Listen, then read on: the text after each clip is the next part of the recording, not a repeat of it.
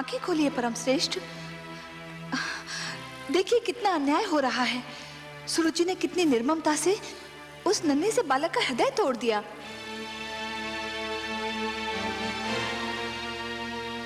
देख रहा हूं महादेवी। देख रहे हैं और फिर भी मौन है। यही तो उत्तानपाद भी कर रहा था। मैं तो देवलोक की हूं। मुझ में ये साधारण मानवीय भावनाएं नहीं होनी चाहिए थी, किंतु ध्रुव के साथ हो रहे दुर्व्यवहार को देखकर मेरा भी मन भर आया है। आपका मन इसलिए भर आया है देवी कि आप स्वरूप में नारी हैं और हर नारी में एक माता छिपी होती है। दया, करुणा और ममता नारी की विशेषताएं हैं। नारी तो सुरुचि भी है त्रिलोकीनाथ, किंतु विश्वास नहीं होता कि इतनी सुंदर नारी का मन इतना कठोर भी हो सकता है। हर वस्तु जो चमकती है वो कुंदन नहीं होती देवी। आवश्यक नहीं कि हर सुंदर स्त्री का मन भी कोमल हो। सुरुचि लालसा की मूर्ति है, परंतु ध्रुव के साथ जो कुछ हो रहा है उसमें सारा दोष सुरुचि का नहीं है।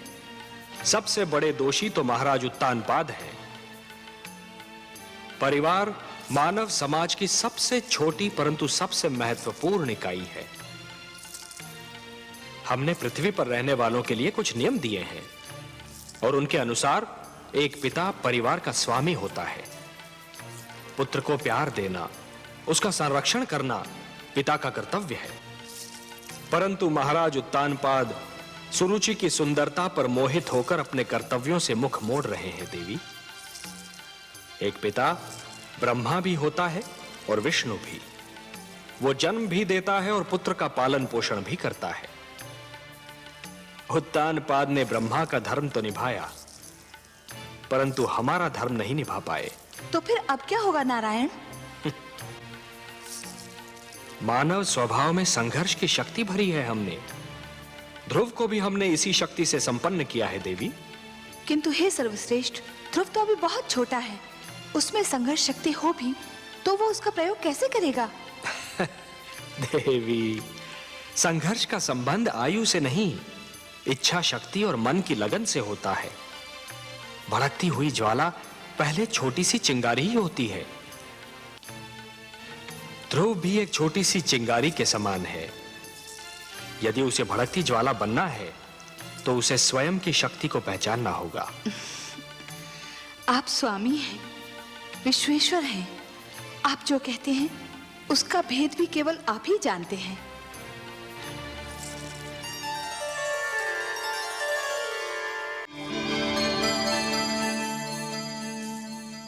हे प्रभु, देखिए नन्हा ध्रुव रात्रि के अंधेरे में राजभवन को छोड़कर आपकी खोज में निकल गया है। हाँ देवी, वो अपने मन की लगन को दबा नहीं पाया। परंतु हे सर्वव्यापी, वो तो क्षीर सागर का मार्ग भी नहीं जानता। देवी, एक यात्री के लिए सबसे कठिन क्षण वो होता है जब वो किसी अनजान यात्रा के उद्देश्य से मार्ग पर प्रथम पग धरता है। फिर तो मार्ग में सहस्त्रों घने पेड़ मिल जाते हैं जो उसके पैरों तले शीतल छांव बिछाने को तैयार रहते हैं। फिर मार्गदर्शक भी मिल जाता है, और मार्गदर्शक तो गुरु होता है देवी। परंतु हे सर्वश्रेष्ठ, वो तो अभी एक बालक है। उसे इस यात्रा में कितना दुख झेलना पड़ेगा। महादेवी, बूंद जब किसी मेघ की गोद से निकलती है तो उसके मन में असंख्य आशंकाएं होती हैं। सोचती है कि उसका अंत क्या होगा।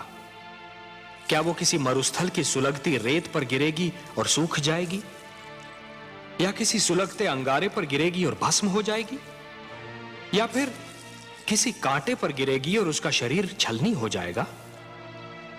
क्या होगा उसका अंत?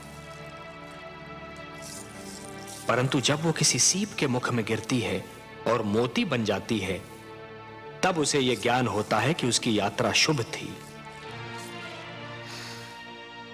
आपकी बातें आप ही जाने परमेश्वर, किंतु आज्ञा हो तो एक बात कहूं। आप तो हमारी अर्धांगिनी हैं। हमसे कुछ कहने के लिए आपको हमारी अनुमति और आज्ञा की आवश्यकता नहीं है देवी। कहिए, अवश्य कहिए। यदि ध्रुव पर राह में कोई संकट आया तो मैं चुप नहीं रहूंगी, मैं इस खेल में कूद पड़ूंगी और आप मुझे रोकिएगा मत। नहीं रोकेंगे, परंतु एक बात का ध्यान तो आपको भी रखना होगा देवी। कौन सी बात? कि नियमों को बनाने वाले स्वयं उनको तोड़ा नहीं करते। मैं समझी नहीं त्रिलोकीनाथ। मानव के भाग्य विधाता ब्रह्मा है। आप ब्रह्मा के लिखे को बदलने की चेष्टा न कीजिएगा देवी। ध्रुव हमको ढूंढता हुआ आ रहा है और इस राह में उस पर वही बीतेगी जो ब्रह्मा ने उसके भाग्य में लिख दी है। वो हम तक पहुंच पाएगा या नहीं, ये तो केवल ब्रह्मा ही जाने। परंतु इस बालक के लिए आपके मन में इतना स्नेह क्यों उमड़ रहा है देवी? मैं नहीं जानती प्रभु, पर न जाने क्यों ऐसा लगता है जैसे ध्रुव मेरी ही संतान हो। इतना महान स्थान दे दिया उसे आपने। क्यों? क्या वो इस स्थान के योग्य नहीं? इतनी छोटी सी आयु में इतना बड़ा निर्णय, इतना दृढ़ निश्चय, ये सब महानता के लक्षण नहीं है तो और क्या है? उसे अपनी महानता सिद्ध तो कर लेने दीजिए। अवश्य, परंतु ध्रुव पर अगर कोई संकट आया तो मैं सहन नहीं कर पाऊंगी।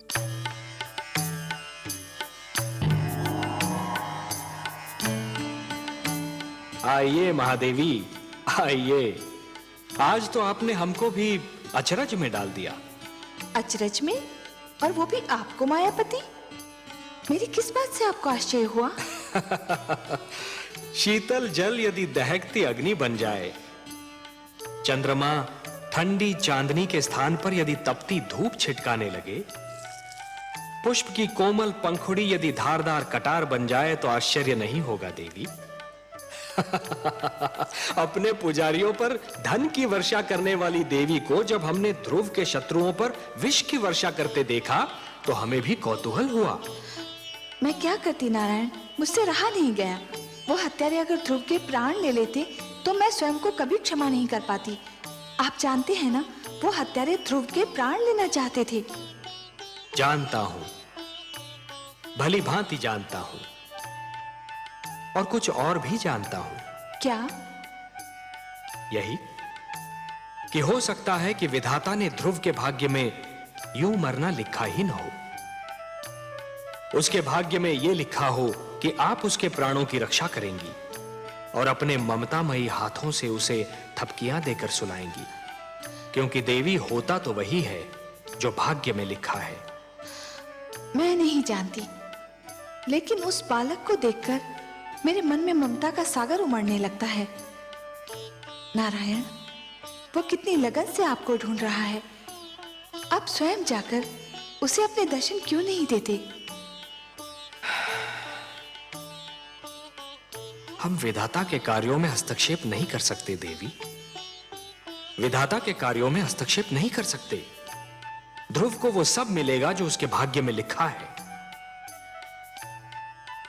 आपका लाडला अब जागने वाला होगा, धरती पर भोर होने वाली है। भोर होते देखकर मेरा मन कांप रहा है। क्यों देवी, किस कारण? भोर हुई और सुनीति ने अपने लाल को ना पाया तो उसकी क्या दशा होगी? वो तो दुख से पागल हो जाएगी। नारायण नारायण।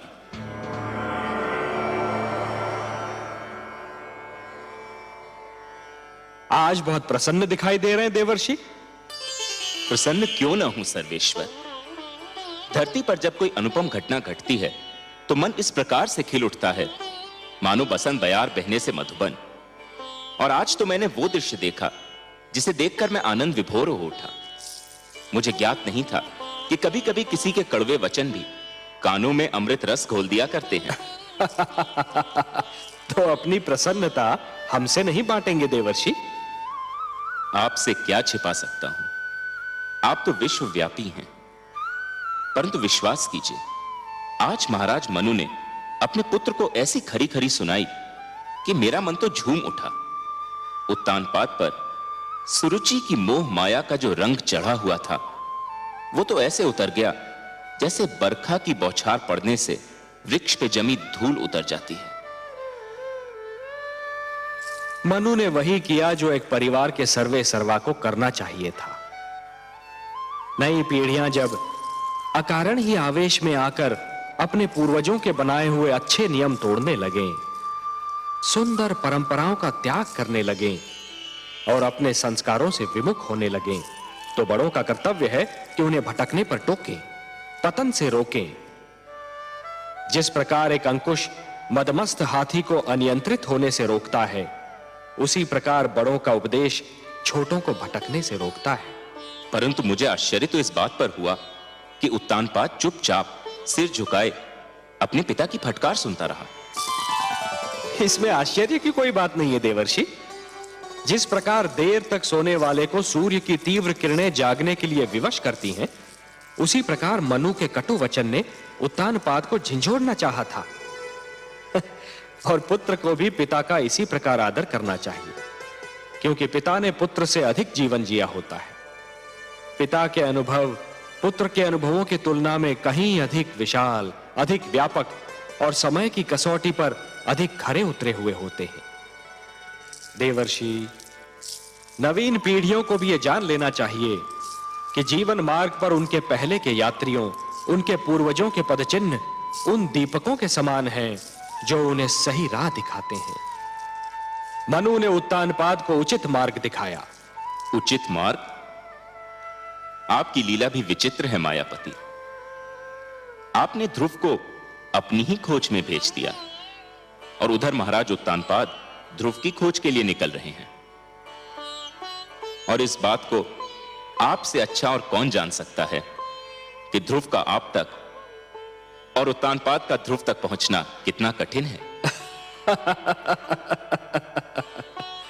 कठिनाइयां ना हो तो मानव जाति में चुनौतियां स्वीकार करने की क्षमता ही समाप्त हो जाए। हर पग पर सरलता मिली तो मानव जीवन बहुत कठिन हो जाएगा देवर्षि। जूझने दीजिए उन दोनों को अपने संघर्षों से। उन्हें पता तो चले कि जीवन की कठिनाइयों से हर व्यक्ति को स्वयं ही उलझना पड़ता है और स्वयं ही उनके समाधान ढूंढने पड़ते हैं। वह तो ठीक है प्रभु, मुझे महाराज उत्तानपाद की चिंता नहीं है। वो तो ध्रुव की खोज में निकले हैं। ध्रुव किन मार्गों पर जा सकता है, किन क्षेत्रों में जा सकता है, इसका ज्ञान है उनको। उन्हें किसी मार्गदर्शक की आवश्यकता नहीं है। मुझे चिंता ध्रुव की है प्रभु। वो तो आपकी खोज में निकला है। उसे तो अपने नगर के मार्गों का ज्ञान नहीं है, तो फिर क्षीरसागर के मार्ग का क्या ज्ञान होगा प्रभु? प्रश्न यह उठता है कि ध्रुव का मार्गदर्शन कौन करेगा? आप करेंगे देवर्षि। ध्रुव का मार्गदर्शन आप करेंगे। मैं? हां, आप। वैसे भी सारे विश्व को विष्णु का पता तो आप ही बताते हैं। इन तीनों लोकों में आपसे बड़ा मार्गदर्शक और कौन हो सकता है मुनिवर? ध्रुव का मार्गदर्शन आप ही को करना होगा। आपका कथन मेरे लिए आदेश के समान है प्रभु। तो फिर अपना कार्य सिद्ध कीजिए। महादेवी लक्ष्मी भी व्याकुल हैं ध्रुव के लिए। उनकी अशांति दूर कीजिए। किंतु माता है कहां? माता है ना। ध्रुव का कष्ट उनसे सहन नहीं हो रहा था देवर्षि, इसलिए धरती पर गई हैं उसे भोजन कराने। परंतु समस्या यह है कि उसे तो भोजन की भूख ही नहीं है। उसे तो केवल हमारे दर्शन की प्यास है, और वह प्यास उसका मार्गदर्शन करके आप ही तृप्त कर सकते हैं मुनिवर। ठीक है प्रभु, यदि आप ये चाहते हैं कि आप भी मेरी परीक्षा लें तो ऐसा ही सही। मैं चेष्टा करूंगा कि ध्रुव उस मार्ग पर चले जो उसके लिए शुभ हो, मंगलमय हो। नारायण नारायण।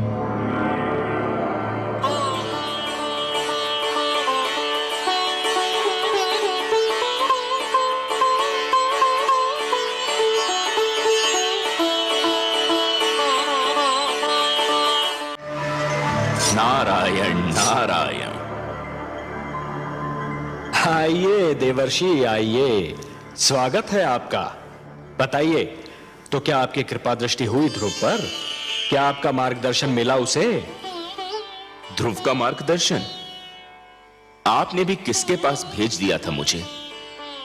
वो बालक है ना, न जाने किस मिट्टी का बना हुआ है। देखने में तो छोटा सा है, परंतु संकल्प इतना दृढ़ कि बड़े बड़ों की बुद्धि चकरा जाए। इतनी छोटी सी आयु में इतनी महान अभिलाषा, और अब इस बात पर अड़ा हुआ है कि भगवान को स्वयं ही उसके पास आना पड़ेगा, और इसके लिए कुछ भी सहने को तैयार है। प्रभु, उसका मार्गदर्शन करते करते तो मैं अपना मार्ग भूलते भूलते बचा। उसे मेरे मार्गदर्शन की आवश्यकता नहीं लगती प्रभु। आप ठीक कह रहे हैं देवर्षि, आप ठीक कह रहे हैं। पतंगा जब दीपक पर अपना सर्वस्व न्योछावर करने की ठान लेता है तो केवल एक ही वस्तु उसका मार्गदर्शन कर सकती है, दीपक की लौ और उस पर मर मिटने की इच्छा। फिर यही उद्देश्य उसका पूर्ण जीवन बन जाता है। ध्रुव के मन में जिस संकल्प ने जन्म लिया है देवर्षि, उस संकल्प की पूर्ति के लिए उसका मार्गदर्शन भी वही संकल्प करेगा। उस संकल्प के अतिरिक्त और कोई उसका मार्गदर्शन कर ही नहीं सकता। एक बात पूछने को मन कर रहा है जनार्दन। तो संकोच क्यों कर रहे हैं देवर्षि? पूछिए ना। हे विश्वेश्वर, जब ध्रुव के संकल्प से ही उसका मार्गदर्शन होना था, तो फिर उसके मार्गदर्शन के लिए आपने मुझे क्यों भेजा? यदि चंद्रमा उदित ही न हो देवर्षि, तो अंधियारी रात्रि के यात्री को कौन बताए कि उसकी यात्रा किस दिशा में होनी है? आपने चंद्रमा बनकर ध्रुव की आकांक्षा को दिशा दे दी देवर्षि। यह कोई साधारण और सरल कार्य नहीं था। मैं जानता था कि यह कार्य केवल आप ही कर सकते हैं देवर्षि, केवल आप, क्योंकि आप सृष्टि के सबसे श्रेष्ठ मार्गदर्शक हैं। जो आपने किया वो केवल उचित ही नहीं था, बल्कि सराहनीय भी था। आपकी सराहना के लिए बहुत बहुत धन्यवाद नारायण। किंतु माता लक्ष्मी कभी मुझे सराहें, लगता है यह मेरे भाग्य में नहीं लिखा है। मैं जानता हूं देवर्षि, आपने जो किया उससे माता लक्ष्मी यदि रुष्ट नहीं तो संतुष्ट भी नहीं है। यही कहना चाहते हैं ना आप? आपसे क्या छिपा है अंतर्यामी। हां, माता मुझसे अप्रसन्न है। वो विवश है देवर्षि, अपनी ममता के कारण विवश है वो। उनसे तो किसी की पीड़ा नहीं देखी जाती, और फिर यह पीड़ा तो उसकी है जिसे उन्होंने स्वयं अपना पुत्र मान लिया है। इसलिए आप पर थोड़ा सा क्रोधित हो गई थी। और फिर क्रोध का प्रदर्शन भी तो अपनों से ही किया जाता है ना देवर्षि। आपको अपना समझती हैं, आप पर कृपालु हैं, इसलिए कभी कभी आप पर अपने क्रोध के पुष्प भी बरसाती रहती हैं। आपको भी तो आनंद मिलता है इससे। आपने मेरे मन की बात कह दी प्रभु। सच पूछिए तो माता के मुख से यदि कटुवचन भी निकले तो उनसे मधु की बूंदें टपकती दीख पड़ती हैं। किंतु माता अभी देवलोक लौटी नहीं क्या? ममता चिंता का दूसरा नाम है। आपने तो ध्रुव को भेज दिया वन में, अब माता का मन तड़प उठा कि कहीं वन के पशु उसे कोई हानि न पहुंचा दे। इस समय वो ध्रुव की रक्षा का प्रबंध करने शिव भार्या पार्वती से मिलने कैलाश पर्वत गई है।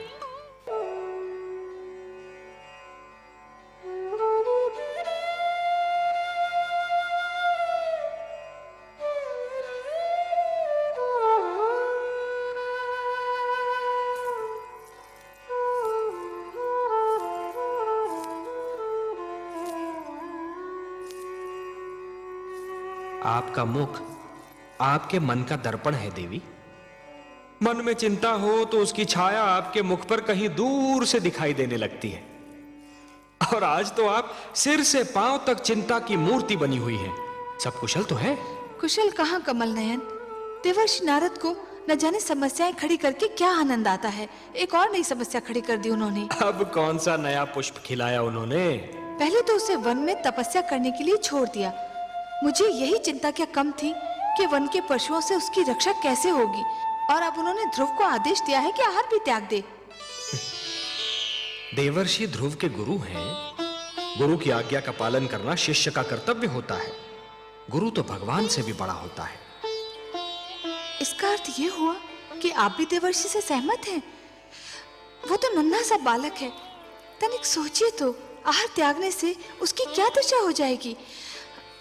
क्षमा कीजिए प्रभु, संभवतः आपको भी उसकी पीड़ा पर दया नहीं आ रही। ये आप नहीं बोल रही हैं देवी, ये आपके भीतर समाई हुई एक नारी, एक मां बोल रही है। यही समझ लीजिए करुणा सिंधु, पर मुझसे उसकी दशा देखी नहीं जाती। दया कीजिए उस पर, दया कीजिए मुझ पर। मुझे आपसे सहानुभूति है देवी, पर मुझे खेद है, मैं पक्षपात नहीं कर सकता।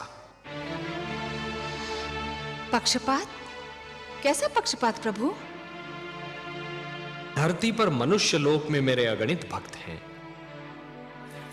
माना कि ध्रुव सर्वस्व त्याग कर मेरा दर्शनाभिलाषी है देवी, परंतु जो मेरे साधारण भक्त हैं, उनका भी तो मुझ पर अधिकार है। आप तो जानती हैं देवी कि जो भी सच्चे मन से मुझे पुकारे, मैं उसी का हो जाता हूं।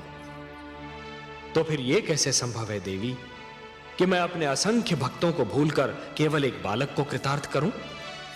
देवी, सूर्य अपना प्रकाश बांटते समय राजा के महल और दीन की कुटिया में अंतर नहीं करता। वर्षा का बादल मधुवन पर बरसता है तो मरुस्थल की प्यास भी बुझाता है। तो फिर यह कैसे संभव है देवी कि मैं अपने भक्तों में पक्षपात करूं?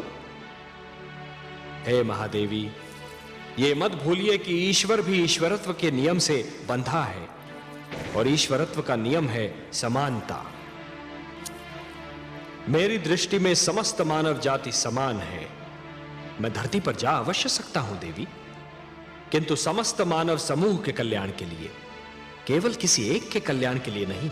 चाहे मेरा ध्रुव भूख प्यास से दम ही क्यों न तोड़ दे। मैं आपसे पहले भी कह चुका हूं देवी कि मैं विधाता के कार्यों में हस्तक्षेप नहीं कर सकता। मुझे आपसे सहानुभूति है, परंतु यदि विधाता ने उसके भाग्य में यही लिख दिया हो, तो फिर यही होकर रहेगा।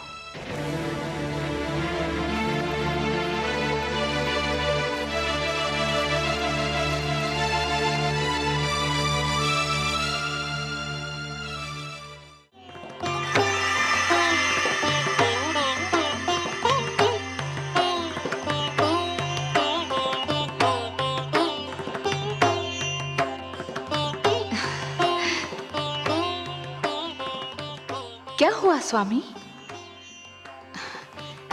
हे कमल नयन, जब त्रिलोक में उजाला फैलता है, जब धरती पर वसंत झूमता है, जब कमल खिलते हैं, जब पुष्प अपनी सुगंध फैलाते हैं, मैं समझ जाती हूँ कि आप मुस्काए हैं।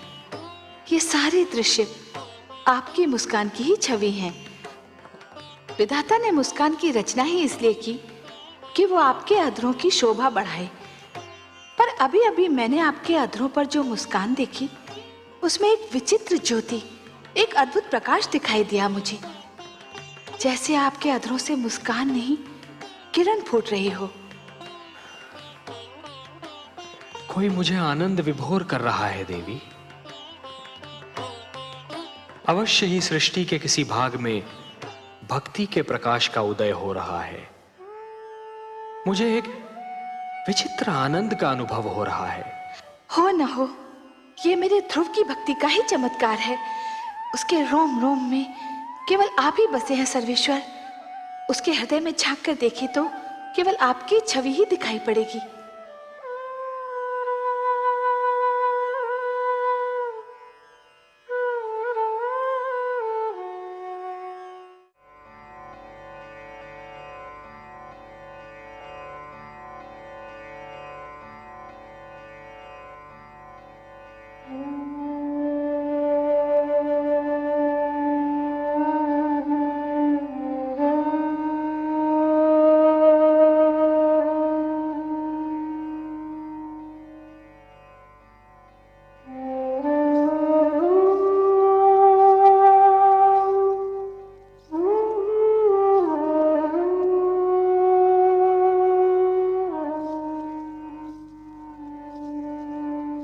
महादेवी,